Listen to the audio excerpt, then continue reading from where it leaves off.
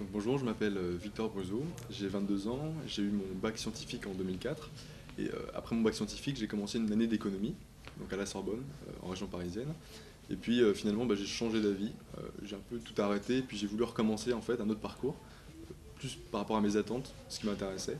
Je me suis posé la question de savoir qu'est-ce que j'allais faire plus tard, si je devais travailler pendant 40 ans dans un métier autant que ça me plaise.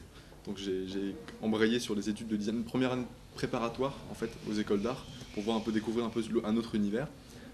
Et puis donc j'ai fait ça sur cette année-là sur Paris. Et ensuite j'ai postulé pour différents concours en fait. Et ce qui avait retenu mon attention à l'école de design c'était le BTS en alternance. Donc j'ai postulé là. Et puis j'ai passé des entretiens. Donc c'était l'entreprise à l'époque c'était Waterman. Donc j'ai été retenu et puis j'ai commencé ce BTS là. Donc en apprentissage chez Waterman.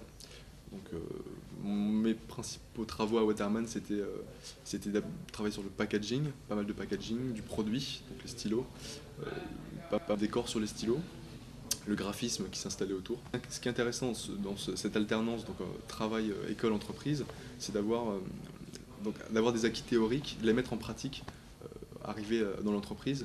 Donc ça peut être des cours sur des différents logiciels par exemple qui vont nous aider à exprimer nos idées, qui est toujours apprécié par les entreprises parce elles ont aussi besoin de ça. Hein. C'est vraiment le côté pratique aussi qui les intéresse et il y a le côté théorique aussi, qui est aussi intéressant. Le rôle de la cellule R&D à Waterman c'était de faire le lien entre le marketing stratégique et la production finale. Donc la cellule R&D elle est basée dans l'usine de Waterman et donc elle regroupe les ingénieurs, le laboratoire, les prototypistes, nous, la team créative, et puis aussi une partie du marketing stratégique. Donc l'idée c'est aussi vraiment de fédérer dans un même lieu tous les acteurs nécessaires à la création d'un stylo pour être vraiment réactif et productif aussi sur production. Nous on est quand même un BTS de technicien supérieur, c'est-à-dire qu'on va quand même on a le rôle d'assistant. Donc moi dans mon cas ça a été d'assister ma chef de projet donc, qui travaille pour Parker et vraiment de l'assister, c'est-à-dire à partir d'un brief global stratégique, il fallait réaliser donc, des planches des univers, enfin, de la création à partir de ça. Et donc moi, mon rôle, c'était vraiment de la fournir en idées, de proposer des concepts pour ensuite qu'on aille répondre au mieux à ce brief stratégique.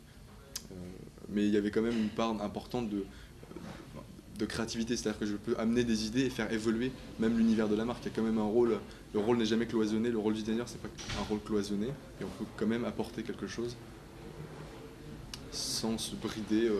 L'intérêt aussi d'être dans une entreprise, c'est de voir ses projets plus ou moins concrétisés. C'est-à-dire que parfois à l'école, on est un petit peu, on trouve ça un peu dommage de voir ces projets qui ne sont pas réalisés, qui restent un peu au stade prospectif. Et là, on a vraiment, ce qui est intéressant, c'est vraiment de voir ces projets finalisés, réalisés. Et les voir dans le commerce, c'est quand même quelque chose qui est assez gratifiant